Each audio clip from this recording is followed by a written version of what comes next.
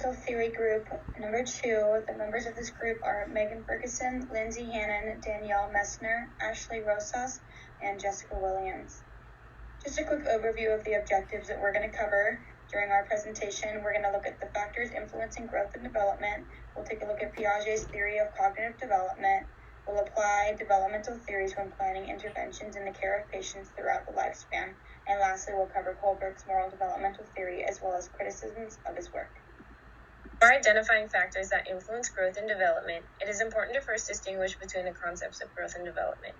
Growth refers to the physical changes that occur from prenatal through older adulthood.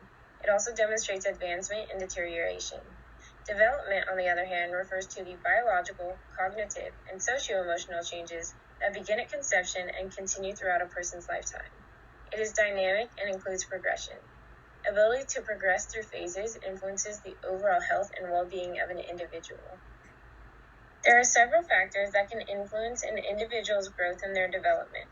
These factors include environment, socio-emotional, physical, biological, and learning and reinforcement.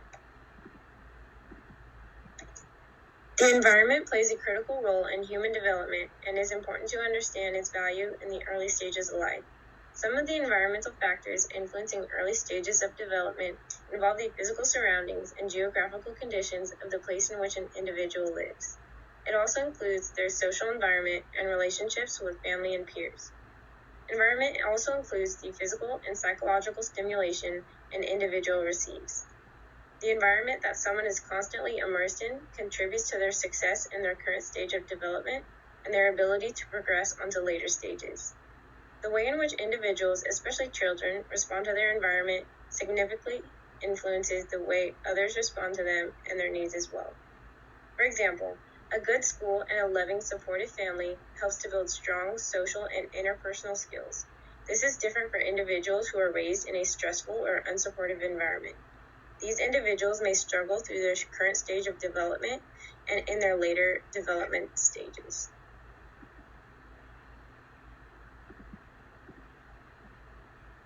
In regards to growth and development, it is important to be aware of the value of parent involvement starting with infant care. The physical and emotional presence of a parent can directly affect a child's development through their stages of life. It is critical to provide an appropriate physical and emotional presence at a young age to develop a strong sense of safety and security. One of the important aspects of the physical factor is nutrition. Nutrition is a critical component to growth. This is because everything the body needs to build and repair itself comes from the food we eat. When the body does not get enough nutrients, malnutrition occurs. Malnutrition can cause deficiency diseases that adversely affect the growth and development of children. However, overeating or an unhealthy diet can lead to obesity and further health problems such as cardiovascular disease or type 2 diabetes. Development through stages of life can also be delayed or regress when disease is present. One of the most important aspects of the biological factor is genetics. Genes direct the growth and the sequence of development. For example, genes direct the growth rate in things like height for an individual. But it is also important to remember that growth can only be reached if environmental conditions are sufficient. It has a direct impact on development. Without learning and accumulating new information, it is almost impossible to progress into other stages of development. Learning influences all factors of development. Learning reflects physical, mental, emotional, intellectual, social, and attitudinal developments. All knowledge, skill, habits, all acquaintances with people and things, all attitudes built up in your dealing with people and things have been learned, whether good or bad. Reinforcement is a factor in learning where an activity or exercise is repeated and refined to solidify the lessons learned. Things like activity or exercise are essential to learning because we learn by doing. It may be a motor activity like playing an instrument, or it may be a sensory activity like listening to music. Because we learn by doing, any lesson that is taught has to be repeated until the right results are obtained. It is important to identify factors influencing growth and development in order to be mindful about an individual's progression through stages of life. The ability to progress through developmental stages influence overall health of an individual. The success or failure experienced within a stage affects the ability to move forward and complete following stages.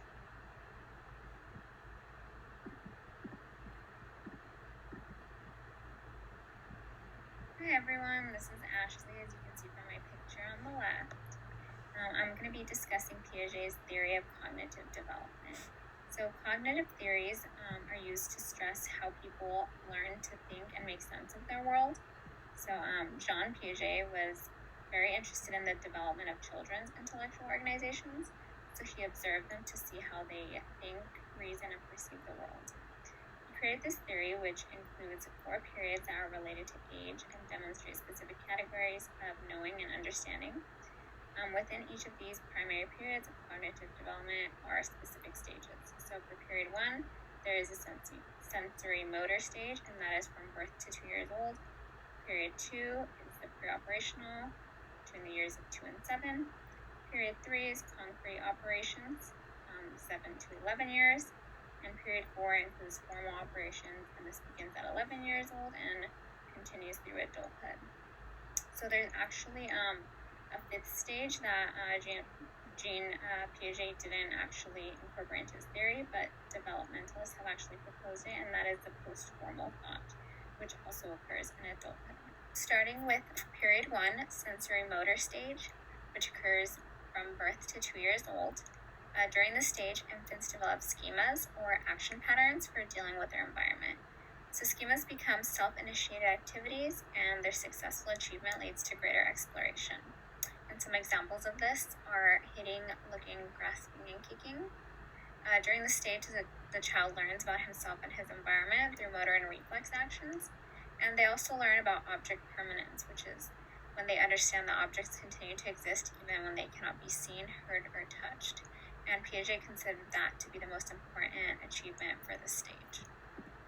This next stage is the pre-operational stage, and here children learn to think with the use of symbols and mental images. They also exhibit egocentrism, which means that they only see objects and people from their own point of view. They believe that everyone experiences the world exactly as they do. And they also start demonstrating animism, in which they personify objects. So during this stage, play becomes primary means by which they start learning about the world. For stage 3, which is concrete operations, at this stage, children are now able to perform mental operations. So a child can think about an action that before had to be performed physically, and they are now able to describe a process without actually doing it. They are also able to coordinate 2 concrete perspectives, so there is end up a friend. They achieve seriation, which is the ability to mentally classify objects according to their quantitative dimensions, and they achieve conservation, which is the ability to see objects or quantities as remaining the same despite a change in their physical appearance. So this is when they are able to distinguish the phases of water. The 4th stage, known as formal operations, begins at 11 years old and continues into adulthood. This transition occurs during which there is a prevalence of egocentric thought. So adolescents may demonstrate feelings and behaviors of self-consciousness. Self-consciousness is the belief that their actions and appearance are constantly being scrutinized, and this may lead them to take more risk-taking behaviors. As they mature, however, the thinking moves to abstract and theoretical subjects, and they also gain the capacity to reason. For Piaget, this marked the end of cognitive development, so this was his final stage of his theory. This 5th stage, or post-formal thought, was actually incorporated by other developmentalists.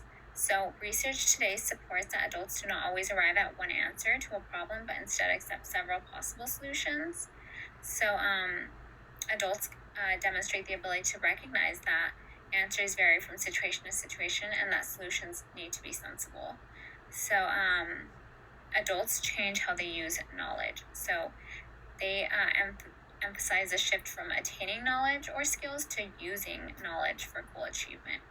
And adults incorporate emotions, logic, practicality, and flexibility when making decisions. So that is why developmentalists added this 5th stage, which also occurs in adults.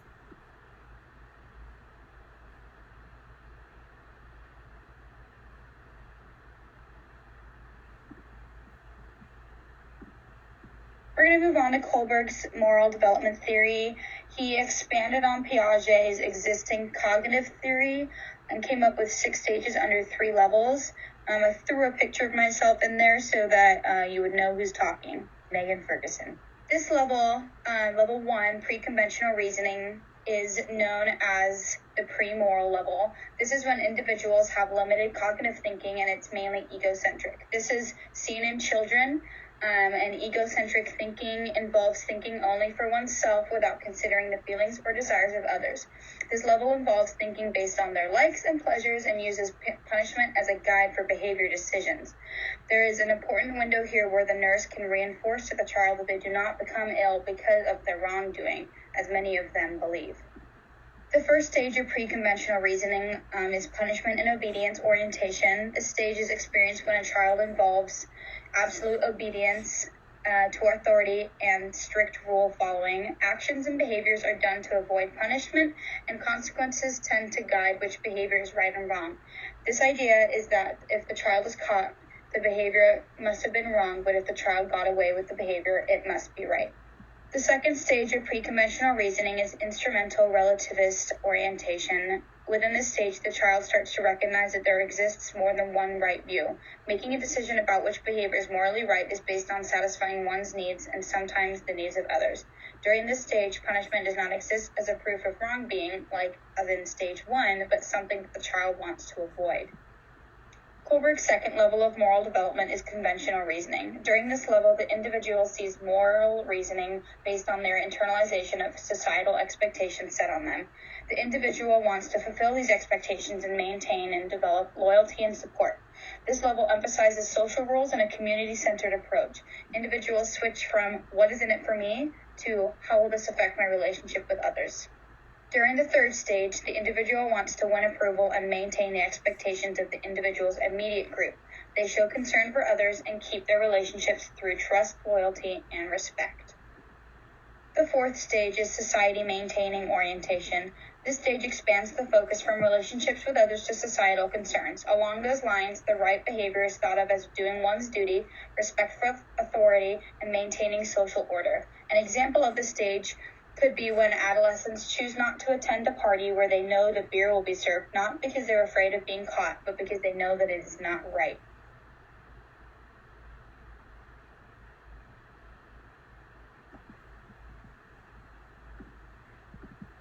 Hi guys, this is Lindsay. I'm going to be going over Kohlberg's last level of his theory of moral development. So for level 3, which is post-conventional reasoning, this is when a person finds a balance between basic human rights and obligations and societal rules and regulations. This is when people move away from making decisions on law and make decisions based on moral values and principles. So there are 2 stages under level 3. Stage 5 is societal contract orientation. In this stage, individuals will follow the law, but they begin to think and understand that laws can or should be changed to better help the society. They know different societal groups have different values, but they also understand and all agree with the basic human rights such as life and liberty. One example of this stage is the United States Constitution. And I also have another scenario that's helped me understand these stages. It's a basic scenario. There is a man who has an ill wife. He has 2 options. He can either steal a medication that will help cure his wife, which is against the law, or he can follow the law and not steal the medication and let his wife die. So for stage 4, I'll just go back a stage. In this case, the man would not steal the medicine because it is against the law. But for stage 5, the man would steal the medicine because she is very ill and the laws do not take this into account. The stage 6 of Kohlberg's moral theory of development is universal ethical principle orientation. In this stage, right is defined by conscious and act in accord with self-chosen ethical principles. One big difference between stage 5 and 6 is that stage 5 will follow the law, while stage 6, the individual may not follow the law and will do what is most just. An individual in this stage may not follow the law if it does not seem just to the racial group. One example of this is Martin Luther King Jr. He believed that we should obey the laws, but when laws are not just, we should disobey the laws and accept the penalties for disobeying them. And back to my scenario with the man and his ill wife. In stage 6, the man would take the medication without paying because objects are not as valuable as his wife's life. Although Kohlberg was seen as a leader when looking at moral development, he still had critics. Most of Kohlberg's subjects in his research were actually males raised in Western philosophical traditions. There was research attempting to support Kohlberg's theory done on people raised in Eastern traditions, but they never seemed to get past stage 3 or 4.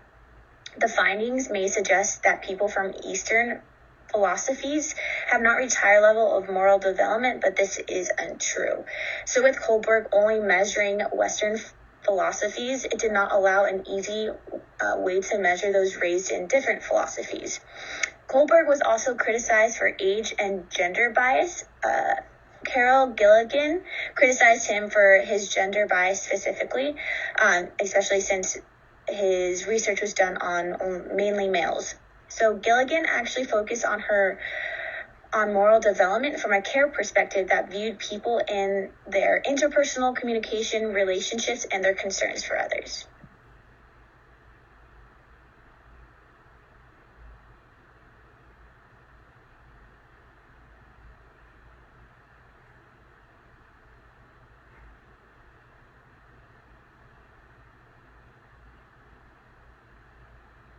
Alright guys, it's now Danny Messner speaking, and I too had to input a picture so you could put a face to my voice, and I will be covering the interventions concerning developmental theories. In the pre-operational stages of Piaget's theory, you learn that children are very animated and utilize symbols and objects that demonstrate cognitive development. They often give inanimate objects a voice or make up a scenario to visualize thoughts, wishes, and feelings. For example, have you ever seen a child play with a superhero action figure? Often they will create a whole story in which gives the action figure a voice, makes noises such as wisping through the air, crashing into something, or even interacting with other characters. This is something we pick up at a young age, which is quite fascinating. Well, you may be asking yourself, how does this relate to nursing interventions? Well, nursing interventions recognize the use of play and incorporate it into a form of therapy, especially for our pediatric patients. This allows the patient to understand and be actively included in events taking place, especially during invasive or intrusive procedures. In Kohlberg's stages of pre-conventional reasoning, we learned that a person begins to ask why and often associates their situations with wrongdoing. Often children will egocentrically believe that they are being punished due to a fight with a sibling, disobeying parents, or overall poor behavior. The nurse's responsibility is to ensure that the patients did not become ill due to previous wrongdoings.